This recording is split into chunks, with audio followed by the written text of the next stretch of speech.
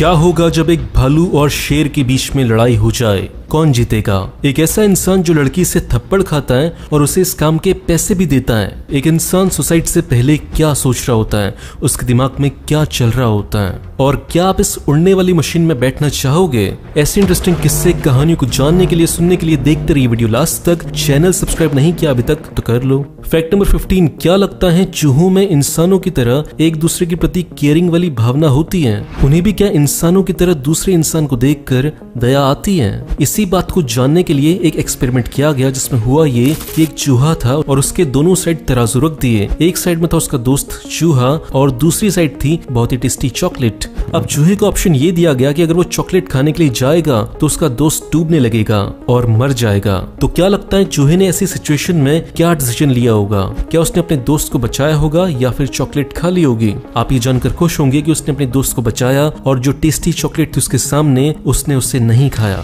Fact number 14, एक ऐसा table जो 3 देशों के बीचों बीच पड़ता है। इस टेबल को साल 1991 में बनाया गया था 3 देशों के बीच में, उन देशों की दोस्ती के सिंबल के तौर पर, और वो 3 देश हैं ऑस्ट्रिया, हंगेरी और स्लोवाकिया। इस बेंच पर बैठकर आप एक समय में 3 देशों में खाना खा सकते हैं। फैक्ट नंबर 13, क्या लगता है Guinness book of world record के हिसाब से किस इंसान की बाइसेप्स, डोले शोले सबसे बड़े होंगे? इस दुनिया में सबसे बड़ी बाइसेप्स हैं इजिप्ट के रहने वाले 24 साल के मुस्तफा इस्माइल की। इनके डोले अभी 31 इंच के और ये चाहते हैं कि इसे और बड़ा किया जाए। ये रोज दिन में 2 बार जिम जाते हैं, 3-3 घंटे जिम करते हैं। ये एक दिन में लगभग 1.5 kg चिकन, आधा kg फिश, 4 कप बादाम और 4 लीटर प्रोटीन शेक पीते हैं। अगले फैक्ट पर जाने से पहले बात करते हैं शेयर मार्केट की, जहाँ पे आप पैसे इन्वेस्ट कर अपने पैसों को ग्रो कर सकते हैं। देखो, जब भी कोई बंदा स्टॉक मार्केट में नया आता है तो उसे पता नहीं होता कि क्या बाय करना है, क्या सेल करना है, जिसकी वजह से लॉस के चांसेस बढ़ जाते हैं। तो इसलिए सीखना बहुत इंपॉर्टेंट है। तो इसी बात को ध्यान में रखते हुए मोतीलाल ओसवाल ऐप में 2 अच्छी बातें हैं। पहली बात यह है कि इसमें बहुत सारे एजुकेशनल वीडियोस हैं जिनसे आप सीख सकते हैं कि कैसे इन्वेस्टिंग की जाती है और फिर इन्वेस्ट कर सकते हैं इंडियन मार्केट में भी और अमेरिकन मार्केट में भी। दूसरी अच्छी बात यह है कि इसमें आपको एक पर्सनल स्टॉक एडवाइजर मिलता है जो आपको बताता है कि कब बाय करना है और कब सेल करना है, जिसकी वजह से आपके प्रॉफिट के चांसेस बहुत हाई हो जाते हैं। स्टॉक मार्केट में इन्वेस्ट करने के लिए आपके पास होना चाहिए एक डीमैट अकाउंट, और यही डीमैट अकाउंट आपको फ्री में मिलता है मोतीलाल ओसवाल के साथ, जो आपसे 0 अकाउंट मेंटेनेंस चार्जेस लेते हैं। तो जैसे ही आप अपने पैन कार्ड, आधार कार्ड और बैंक डिटेल्स फिल करते हैं, वैसे आपको मिल जाते हैं 3000 रुपए का डिस्काउंट कूपन, और इसके साथ साथ आपको मिलता है 1000 रुपए का ब्रोकरेज कैशबैक। तो अगर आप इंटरेस्टेड हो स्टॉक मार्केट में इन्वेस्टिंग करने के लिए तो आप मोतीलाल ओसवाल को ट्राई कर सकते हो। मैंने इसका लिंक डिस्क्रिप्शन में दिया हुआ है। फैक्ट नंबर 12, ये फैक्ट सुनने के बाद आपको अच्छा नहीं लगेगा, मुझे भी अच्छा नहीं लगा था,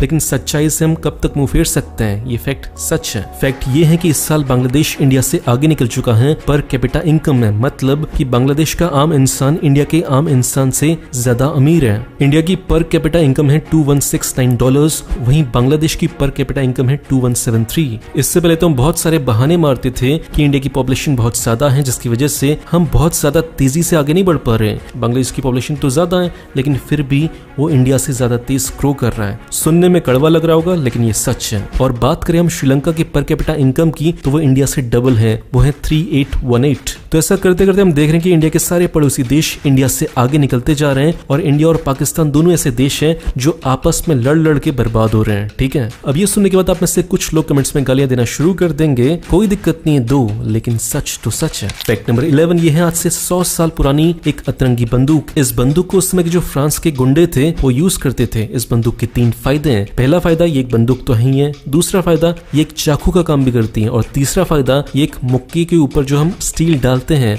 मुक्का मारने का काम भी करती है। मतलब मुक्का मारने में ग्रिप अच्छी बनती है, अगले बंदे का मुंह अच्छा फूटेगा। ठीक है। फैक्ट नंबर 10, ये किस्सा बहुत इंटरेस्टिंग है। बात है साल 1961 के स्वीडन की। तब एक रेस हो रही थी, बाइसाइकिल रेस 1800 किलोमीटर की। तब इस रेस में एंटर करने के लिए एक अंकल आते हैं जिनकी एज होती है 66 साल, और उनका नाम होता है गुस्ताफ हैकनसन। लेकिन जो रेस के ऑर्गेनाइजर्स होते हैं वो अंकल को मना कर देते हैं रेस में पार्टिसिपेट करने से। वो बोलते हैं कि अंकल, बीच में आप मरमरा जाओगे, रहने दो, घर में जाओ, अपने बीवी बच्चे और पोतों को संभालने की आपकी उम्र हो गई है, आप रहने दो। ठीक है। लेकिन जो अंकल होते हैं वो अनऑफिशियली रेस के अंदर खुश जाते हैं, और फिर जो इस रेस का रिजल्ट आया उसे देखकर सारे के सारे लोग शॉक्ड हो गए। रिजल्ट वही आया जो आप सोच रहे हो, ये अंकल उस रेस में फर्स्ट आए, और वो भी बहुत बड़े मार्जिन से। मतलब ये बहुत पहले ही आकर रेस की जो फिनिश लाइन थी वहां पर पहुंच चुके थे। और इस रेस के बाद उन्हें पूरे स्वीडन में ग्रैंडपा स्टील के नाम से जाना जाने लगा। फैक्ट नंबर 9, ब्रिटेन के जंगलों में जब लोग हाइकिंग के लिए जाते हैं तो या तो वो गुम हो जाते हैं या फिर उनको चोट लग जाती है। तो उनकी रेस्क्यू के लिए हेलीकॉप्टर तो जंगलों के अंदर घुस नहीं सकते, तो उस टाइम पे वो यूज करते हैं इस नई चीज का जिनका नाम है जेट पैक्स। इन सूट सूट्स को पहनकर कोई भी इंसान सुपरमैन की तरह उड़ सकता है और उस एग्जैक्ट लोकेशन पे पहुंच सकता है जहाँ पे कोई बंदा गुम हुआ हो या फिर किसी को चोट लगी हो। क्या आप भी ऐसी आसमान में उड़ना चाहते हो? तो इस जेट पैक का रेट जान लो। इसका प्राइस है 50 लाख नहीं है, 1 करोड़ नहीं है, 2 करोड़ नहीं है, इसका प्राइस है मात्र 3 करोड़ रुपए।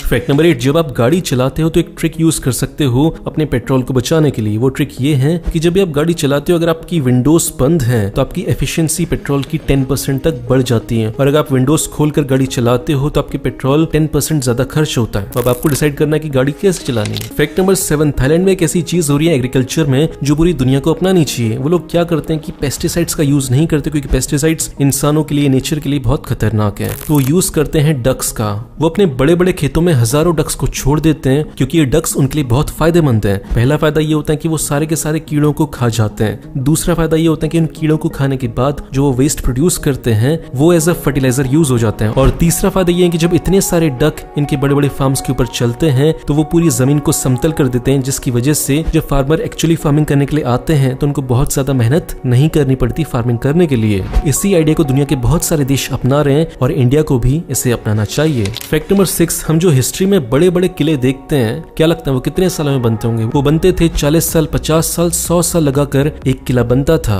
और आज की तारीख में अगर हम वही किले बनाने चाहें तो हम 1 साल 2 साल के अंदर बना सकते हैं। लेकिन फ्रांस के कुछ लोगों ने सोचा कि ऐसा करने में मजा नहीं है, तो उन्होंने साल 1997 में एक किला बनाने की शुरुआत की, और उसी स्टाइल में जो आज से 7 सदी पहले 13वीं शताब्दी में बनाया जाता था, उसी टेक्निक से। तो इस किले को वो साल 1997 से बना रहे हैं और अब जाकर वो आधे से ज्यादा बन पाया है और साल 2030 तक ये कंप्लीट हो पाएगा, सेम उसी टेक्निक से जिस टेक्निक से आज से 700 साल पहले फ्रांस के लोगों ने उस किले को बनाया होगा। इंटरेस्टिंग। फैक्ट नंबर 5, मिलिए मनीष सेठी से। वैसे तो ये बहुत बड़ी बिजनेसमैन है, लेकिन ये खबरों में आए साल 2012 में एक बहुत ही अजीब सी चीज को लेकर। इनको पता चल चुका था कि सोशल मीडिया पर ज्यादा वक्त गुजारना इनके काम के लिए अच्छा नहीं है, लेकिन सोशल मीडिया की एडिक्शन की वजह से ये अपने काम के बीच में बार बार एप्स को खोल रहे थे, सोशल मीडिया की एप्स को खोल रहे थे। तो इसके लिए उन्होंने एक लड़की को हायर किया इस बात के लिए कि जब भी मैं अपने काम के बीच में फेसबुक ट्विटर चलाना शुरू कर दूं तो मुझे एक थप्पड़ मार देना। बहुत बढ़िया। और इस थप्पड़ मारने के लिए वो लड़की को दे रहे थे 1 घंटे के $8। अब लगा लो वो दिन का कितना कमा रही होगी वो लड़की केवल थप्पड़ मारने का। फैक्ट नंबर 14, आप सब ने 3D प्रिंटिंग के बारे में सुना है। ये एक ऐसी टेक्नोलॉजी है जो दुनिया भर के लेबर्स की जॉब को खा लेगी आने वाले 5 से 10 सालों में। और सेम इसी टेक्नोलॉजी से चाइना ने एक बहुत ही खतरनाक चीज की है जिसे देखकर पूरी दुनिया चौंक गई। चाइना ने केवल 15 दिन के अंदर एक 30 मंजिला इमारत खड़ी करके रख दी है। ये तो थी चाइना की बात। अब हम बात करते हैं इंडिया के बिहार की। बिहार में 8 साल लगाने के बाद हमने एक छोटा सा पुल बनाया था 250 करोड़ रुपए लगाकर, और गुस्सा दिलाने वाली बात यह है कि वो पुल 1 महीने भी टिक नहीं पाया और वो हो गया साफ। इसमें वैसे कोई गुस्सा होने वाली बात नहीं है। आप लोग लड़ते रहो, हिंदू मुसलमान के नाम पर लड़ते रहो, अपनी कास्ट के नाम पर लड़ते रहो, और जो नेता हैं देश की लंका लगाते रहेंगे।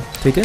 फैक्ट नंबर 3, क्या होता है कैसे इंसान के दिमाग में जो आत्महत्या सुसाइड करने वाला है, आज मैं आपको बताऊंगा। लंबा पॉइंट होगा, पॉइंट वाइज बताऊंगा। पॉइंट नंबर 1, जो बंदा सुसाइड करने वाला होता है उसे अपनी आसपास की दुनिया बहुत ही ज्यादा मीनिंगलेस लगने लगती है। उसे लगता है कि सब फालतू में जी रहे हैं, कोई मतलब नहीं है जीने का। पॉइंट नंबर 2, उसे अपने अलावा सारे के सारे लोग मूर्ख और बेवकूफ लगने लगते हैं। वो ये सोचने लगता है कि मेरे अलावा सारे के सारे लोग बेवकूफ हैं जो इन फालतू की चीजों में, फालतू के एम्बिशन के पीछे भाग रहे हैं। और वो खुद बहुत दिमाग वाला है कि वो सारी की सारी चीजों से ऊपर उठ चुका है और इन सारी चीजों को ठोकर मारने की उसके अंदर हिम्मत है। पॉइंट नंबर 3, जब वो इन सारी चीजों को सोच रहा होता है तो उसका दिमाग बोलता है कि भाई मत मर, लेकिन वो अपने दिमाग को जस्टिफाई करवाता है। अपने दिमाग को ये जस्टिफाई करता है कि क्यों मरना सही है और क्यों जिंदा रहने में इतनी सारी दिक्कतें हमें झेलनी पड़ेंगी। एक बार जब वो मरने का तय कर लेता है तो फिर वो डिसाइड करता है कि मरना कैसे है, जहर खाना है, फांसी लगानी है, बिल्डिंग से कूदना है, रेल की पटरी में जाना है, क्या करना है। सुसाइड करने वाला इंसान अपने मरने से पहले ये इमेजिन करता है कि उसके मरने के बाद उसके दोस्त, उसके परिवार वाले कैसे रिएक्ट करेंगे। उसे थोड़ा बहुत दुख होता है कि उनको दुख तो होगा, लेकिन वो इस बात से अपने दिमाग को मनवा लेता है कि मेरे जाने के बाद ये लोग कुछ दिनों तक रोएंगे, फिर उसके बाद उन सब की जिंदगी अपने आप ट्रैक पर आ जाएगी। पॉइंट नंबर 6, और जब वो बिल्कुल सुसाइड करने ही वाला होता है तो वो एक संत टाइप का इंसान बन जाता है। उसके अंदर सबके प्रति नेगेटिविटी खत्म हो जाती है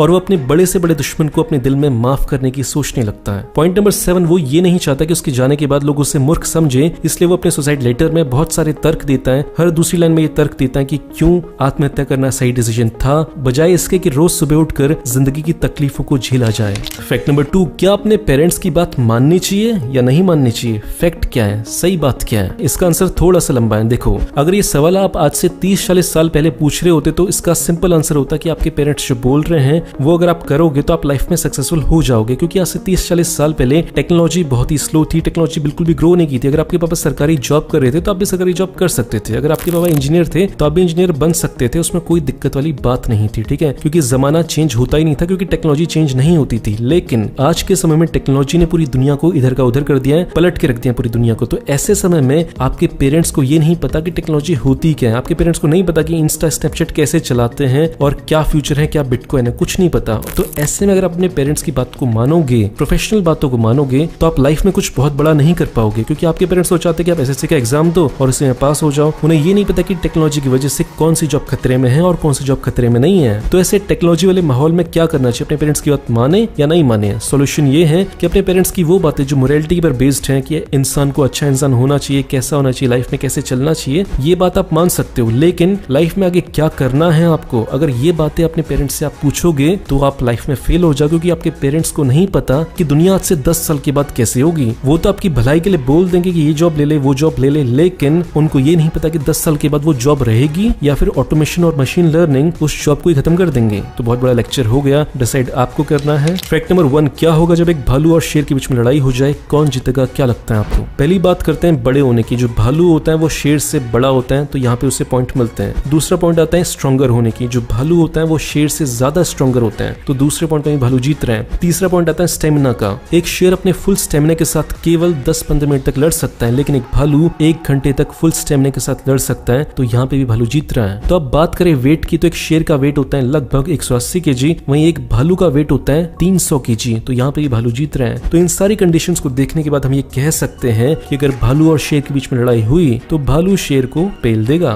तो दोस्तों आज के वीडियो में बस इतना ही। वीडियो अच्छा लगा तो लाइक करना, बेकार लगा तो डिसलाइक करना। कुछ कहना चाहते हैं, पूछना चाहते हैं तो आ जाओ इंस्टा पर। मिलते हैं अगले वीडियो में, बाय।